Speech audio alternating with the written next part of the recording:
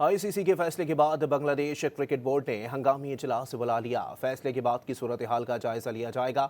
मजीद जानते हैं don news के नुमाइंदे गुलाम मुर्तज़ा से। मुर्तज़ा बताइएगा। जी, आईसीसी की जानिब से बांग्लादेश को रिप्लेस करके स्कॉटलैंड को टी20 वर्ल्ड कप में शामिल कर लिया गया है।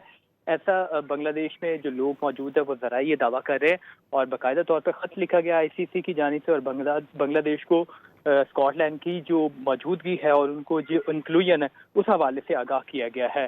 जिसके बाद बीसीसीआई ने बाकायदा तौर पर जो हंगामी इजलास तलब कर लिया है, जिसमें ये फैसला किया जाएगा कि उन्होंने क्या लाएअमल अपनाना है।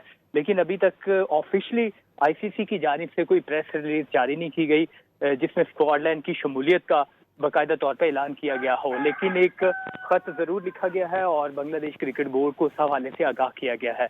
बांग्लादेश क्रिकेट बोर्ड की जानिब से ये कहा गया था कि वो अपने मैचेस वर्ल्ड कप के भारत में खेलने की बजाय श्रीलंका में खेलना चाहती है और वहां पे उनके मैचेस शिफ्ट कर लिए जाए।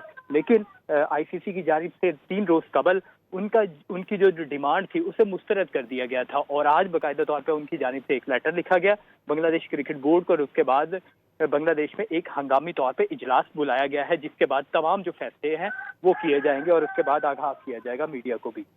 बहुत शुक्रिया मुर्तज़ा।